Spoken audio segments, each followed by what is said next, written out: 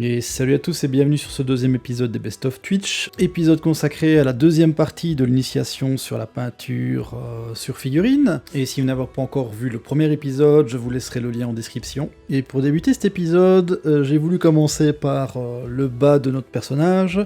Alors pour rappel, je pense pas que je l'ai mis dans le Best of du premier épisode. Mais sur l'espèce de kilt ici de notre personnage, j'ai commencé à le peindre en brun, un brun assez foncé, et au niveau du visuel, j'ai trouvé que le résultat n'était pas au rendez-vous. Donc ce que j'ai voulu faire ici, j'ai repris une autre couleur, qui était une couleur olive, et comme pour le premier épisode, je vous laisse apprécier la peinture pas à pas au niveau de notre personnage.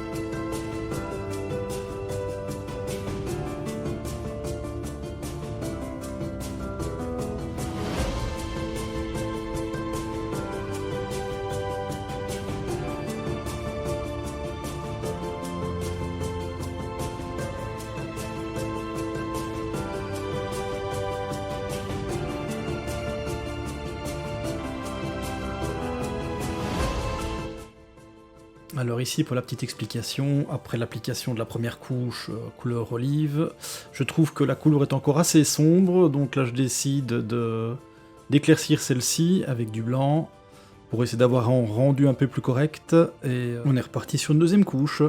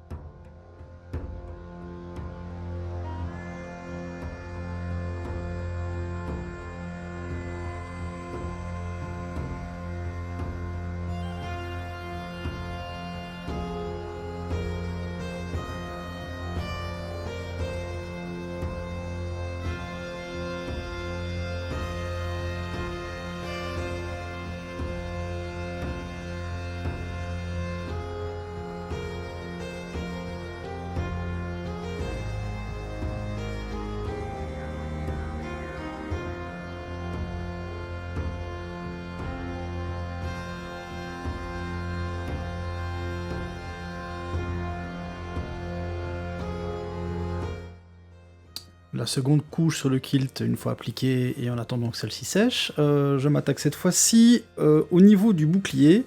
Donc pour le bouclier ici, je décide de reprendre une couleur brun foncé.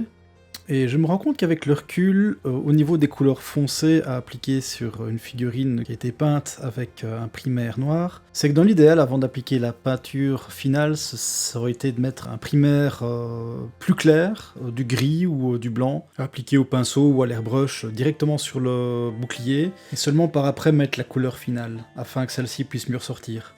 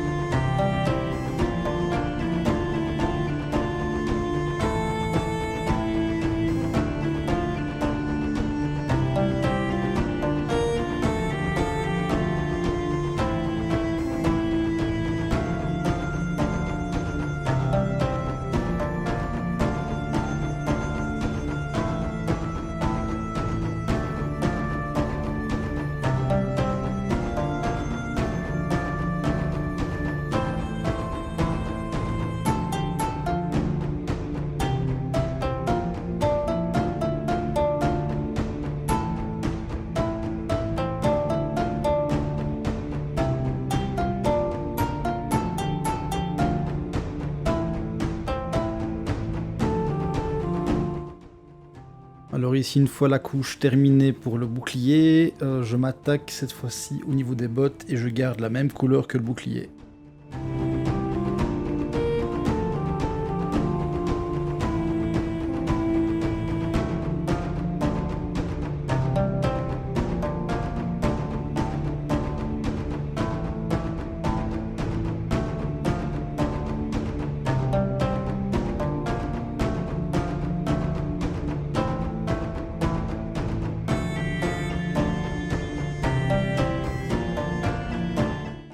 Petite retouche ici aussi également avec la même couleur au niveau de la lanière de notre sacoche qui se trouve à l'arrière du personnage.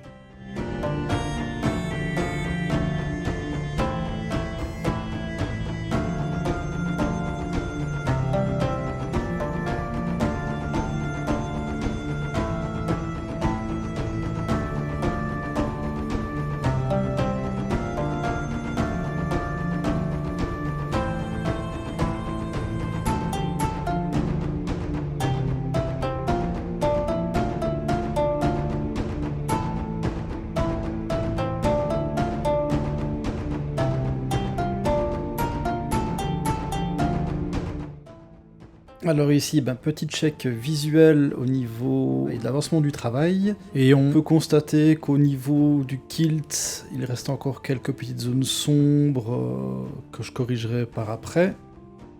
Et là maintenant, je décide de m'attaquer à la boucle de ceinture de notre personnage.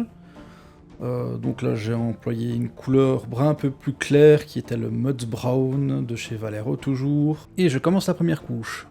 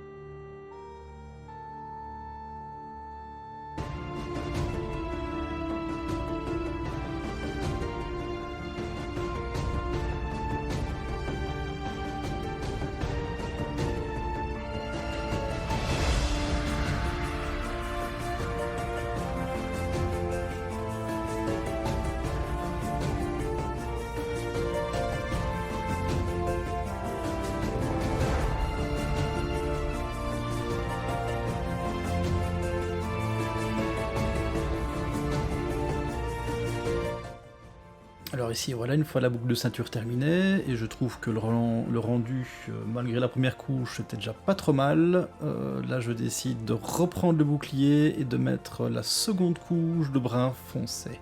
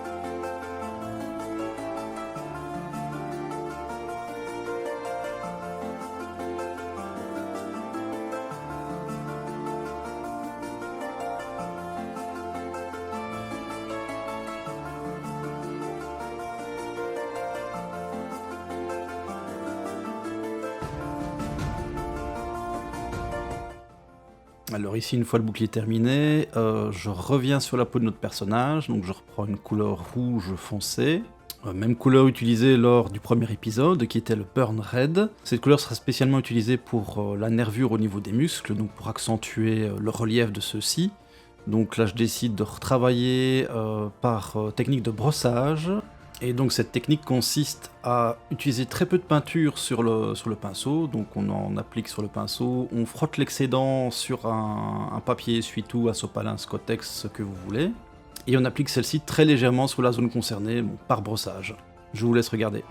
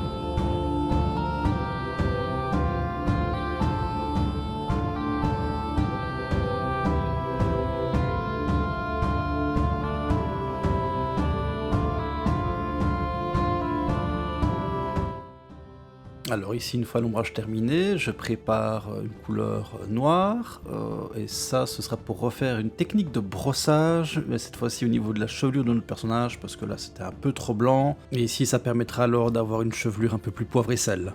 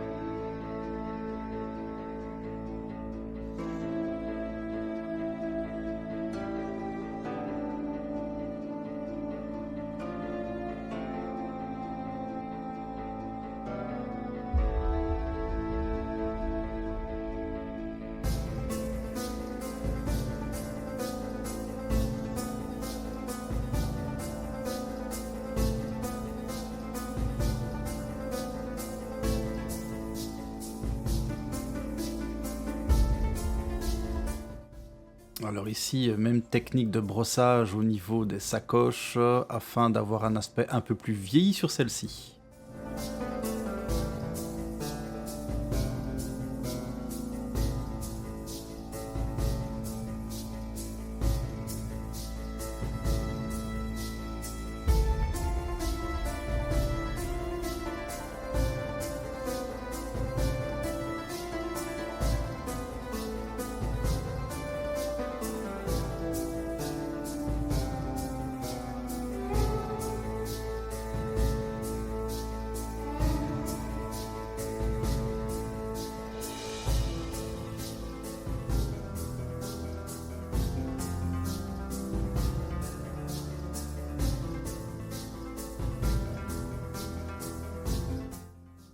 Alors ici on revient sur la boucle de ceinture et on applique la même technique pour vieillir le crâne au niveau de celle-ci.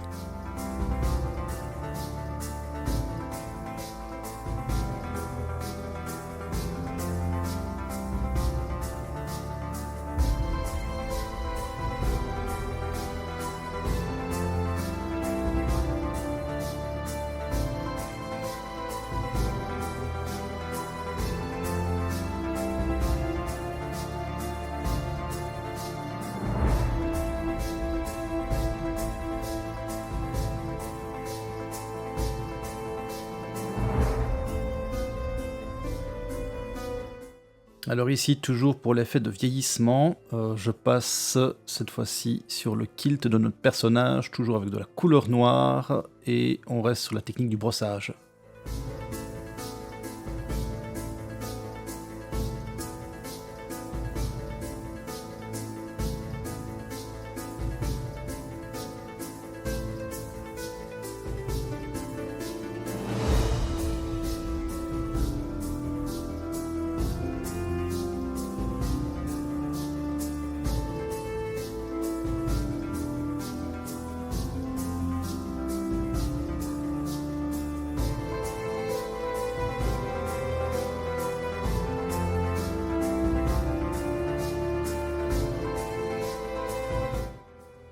Dernière étape ici du vieillissement, alors je reprends les gants ici du personnage et j'applique la même technique.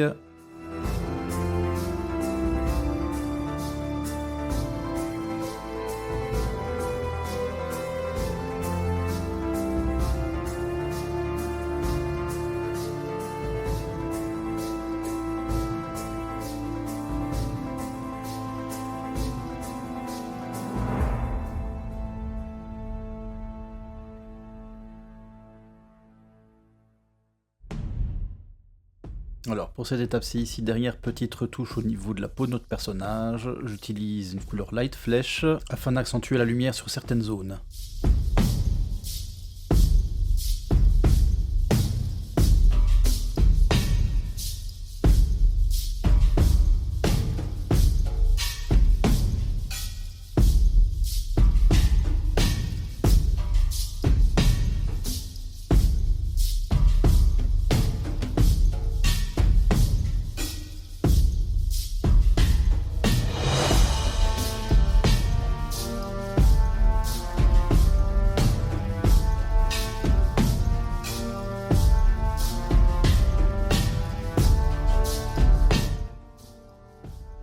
Alors ici, après un petit temps de pause et après avoir laissé sécher convenablement toute la peinture que j'ai appliquée, je refais un petit check visuel au niveau du personnage et je m'aperçois que quelques petites retouches avaient besoin d'être faites au niveau du kilt, ce que je suis en train de faire pour l'instant.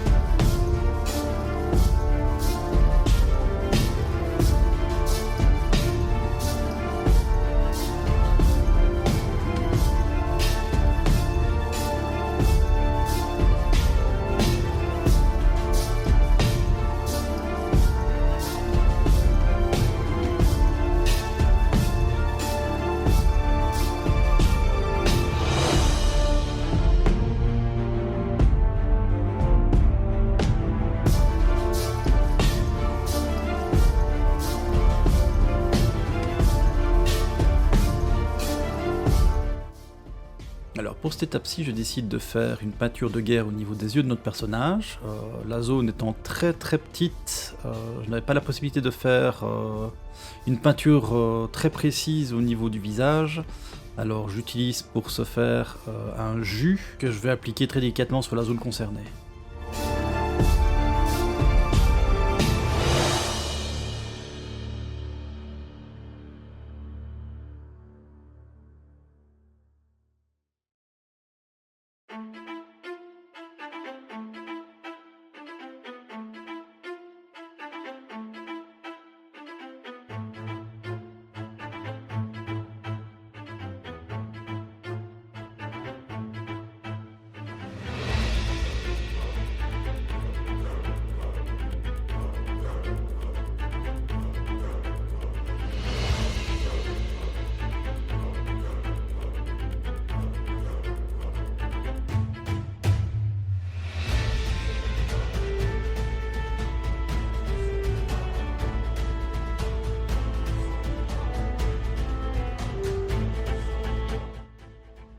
Voilà, une fois la zone du visage terminée, je reparcours de nouveau visuellement la figurine, et je constate encore qu'il y a une petite incohérence de profondeur au niveau du brassard, donc je décide de refaire une petite correction au niveau du muscle du bras droit, en appliquant la couleur rouge foncé, et ça par technique de brossage.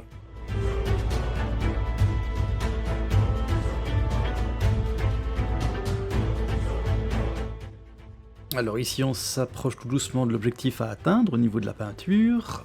Alors pour cette étape-ci, je décide de peindre les cornes au niveau de la boucle de ceinture de notre personnage. Et pour ce faire, j'utilise la même couleur que les gants et la sacoche, c'est-à-dire une couleur un peu bois clair, sans trop me faire une idée de ce que ça allait donner au résultat final.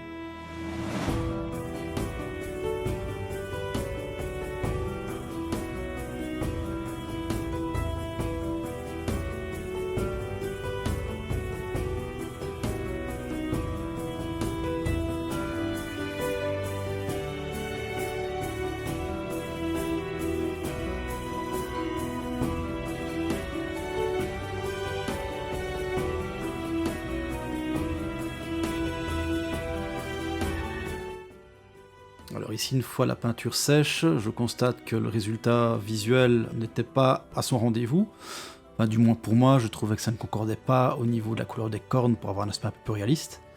Donc ce que je décide de faire ici, je reprends une couleur un petit peu plus jaune, donc c'était jaune ocre, que je réappliquerai alors à ce moment-là en deuxième couche sur les cornes de la boucle de ceinture.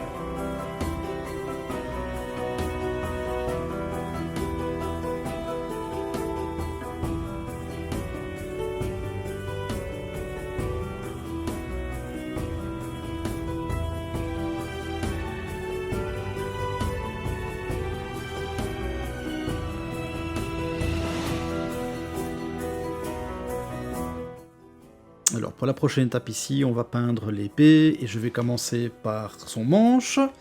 Alors pour ça, j'ai utilisé une peinture métallique proche de la couleur laiton afin d'avoir un résultat comme la photo que vous voyez sur l'écran.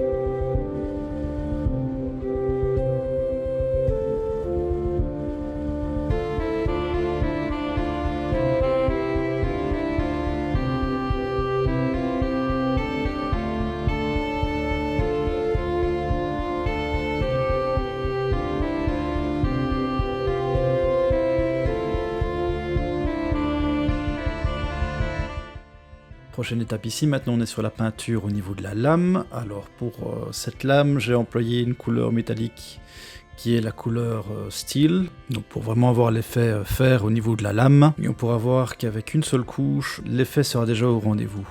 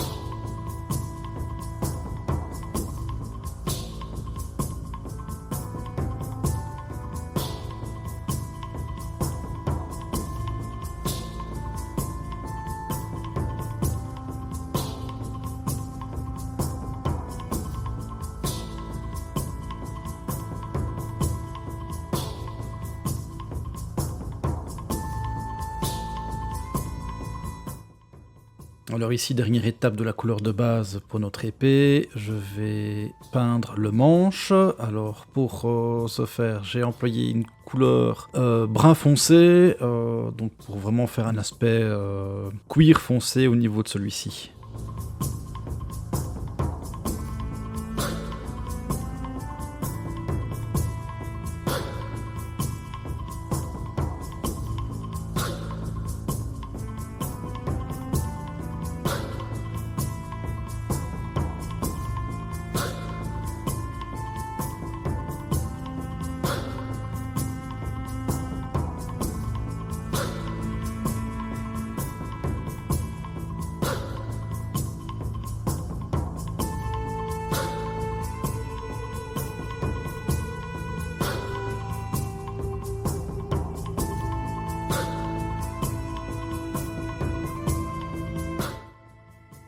Alors, petit retour ici sur la sacoche arrière de notre personnage. Je réutilise la couleur employée pour la lame de notre épée pour faire l'attache au niveau de cette sacoche.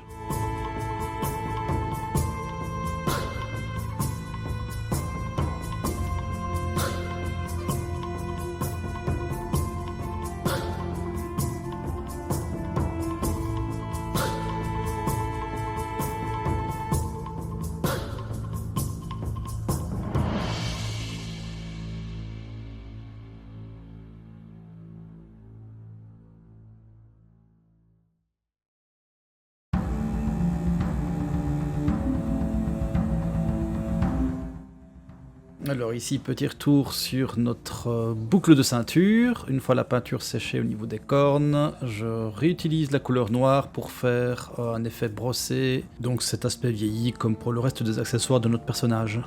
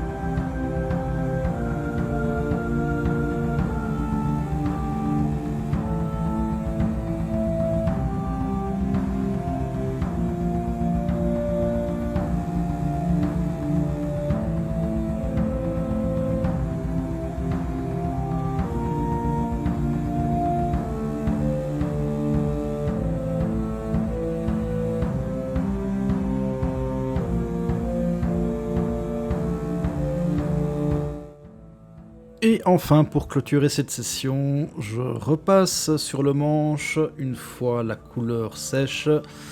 Donc ici pour cette étape, j'utilise toujours le brun foncé, mais je l'éclaircis d'une goutte de blanc et j'appliquerai celle-ci avec un effet un peu brossé pour vraiment avoir les deux tons de couleur pour que le relief soit un petit peu plus prononcé.